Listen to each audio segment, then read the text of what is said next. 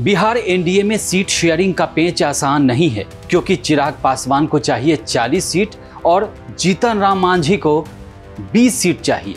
ऐसे में फार्मूला कैसे तय होगा? 243 सीटों में से 60 तो यही हो गया, फिर उपेंद्र कुशवाहा भी तो 10 सीट से कम पर नहीं मानेंगे। फिर बीजेपी और जेडीयू के हिस्से में कितनी सीटें आएंगी? क्या होगा एनडीए की सीट शेयरिंग का फार्मूला? चिराग बार बार एनडीए और खास तौर से जेडीयू की टेंशन क्यों बढ़ा रहे हैं? बीजेपी के चाणक्य यानी अमित शाह की बैठक के बाद आगे क्या होने वाला है, इस वीडियो में हम आपको बताएंगे। बने रहिए हमारे साथ। नमस्कार, भारत एक्सप्रेस डिजिटल देख रहे हैं आप और मैं हूं आपके साथ हरिशंकर कुमार। चुनाव की घोषणा से पहले एनडीए के भीतर सीटों को लेकर सहयोगी दलों के अपने अपने दावे हैं, और दावे भी इतने बड़े जिसको पूरा करना किसी कीमत पर संभव नहीं। पार्टी के मुखिया जीतन राम मांझी उन्हीं में से एक हैं, जो चिराग और उनकी पार्टी भी दावेदारी कर रही है। उनकी भी दावेदारी जो है ठीक डबल सीट की है। मांझी को चाहिए 20 सीट तो चिराग मांग रहे हैं 40 सीट। अब सवाल यह है कि क्या चिराग और मांझी एनडीए में पेंच फंसाएंगे? हाल ही में केंद्रीय मंत्री जीतन राम मांझी ने 20 सीट की दावेदारी कर एनडीए के भीतर बीजेपी और जेडीयू की उलझन बढ़ा दी है। मांझी तो सीटों को सीधे इज्जत से जोड़ रहे हैं। मांझी ने कहा कि एनडीए को अगर हमारी पार्टी के प्रति सम्मान और सहानुभूति है तो कम से कम 20 सीटें हमको चुनाव लड़ने के लिए दी जाए। उन्होंने कहा कि वो अभी हाल ही में भागलपुर और दरभंगा में बैठक करके आ रहे हैं। इसके पहले भी दर्जनों जगह पार्टी ने बैठक आयोजित की है, जिसमें 7,000 से लेकर 10,000 तक लोग जुटे थे। हमारे कार्यकर्ताओं की भी मांग है कि इतनी सीटें दी जाए जिससे हमारी इज्जत बची रहे। वैसे चिराग सीटों को लेकर खुद तो कुछ नहीं बोल रहे, लेकिन उनकी पार्टी की ओर से सांसद अरुण भारती ने मोर्चा थाम रखा है।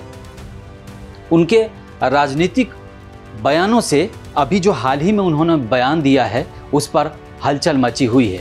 कभी 243 सीटों पर अकेले लड़ने की बात करने वाले चिराग पासवान की पार्टी अब 40 से ज्यादा सीटों की मांग कर रही है। हाल ही में लोजपा के सांसद अरुण भारती ने सार्वजनिक रूप से कहा कि उनकी पार्टी को एनडीए में 43 से 135 सीटों के बीच हिस्सेदारी मिलने चाहिए। मतलब भारी भरकम डिमांड है। उन्होंने इसके लिए 2015 और 2020 के विधानसभा चुनाव का हवाला दिया।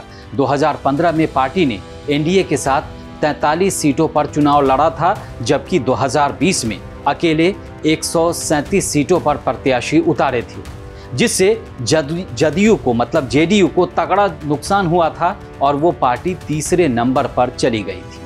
भारती का कहना है कि पार्टी की ताकत अब और बढ़ी है, मतलब पहले से ज्यादा हुई है, और लोजपा को उचित सम्मान मिलना चाहिए।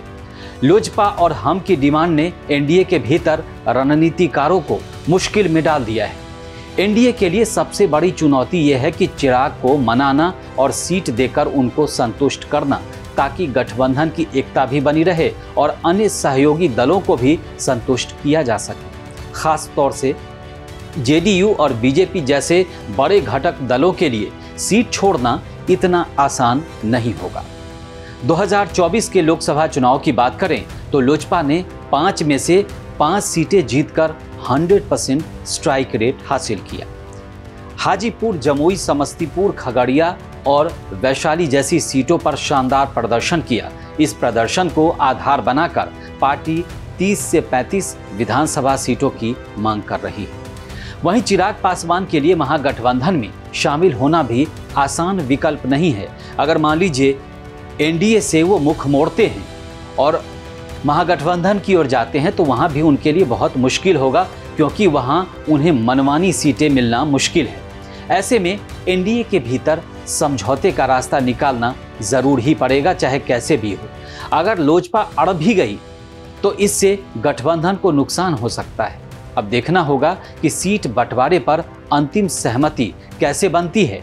इधर एनडीए के भीतर ये चर्चा चल रही है कि जेडीयू को 102 और बीजेपी को 101 सीटें दी जाएंगी, जबकि चिराग पासवान की पार्टी को करीब 20 सीटों पर समेटने की योजना है। जीतन राम मांझी और उपेंद्र कुशवाहा को 10-10 सीटें दिए जाने की संभावना भी जताई गई।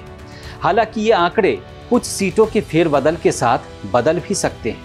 बिहार चुनाव को लेकर हाल ही में गृह मंत्री अमित शाह ने बीजेपी अध्यक्ष और कई नेताओं के साथ बैठक की।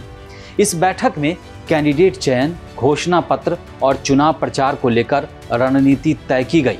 बिहार भाजपा के अध्यक्ष जो हैं डॉक्टर दिलीप जायसवाल ने कहा कि अमित शाह ने एनडीए के सभी नेताओं के साथ मिलकर आगे के अभियान को चलाने की बात कही है।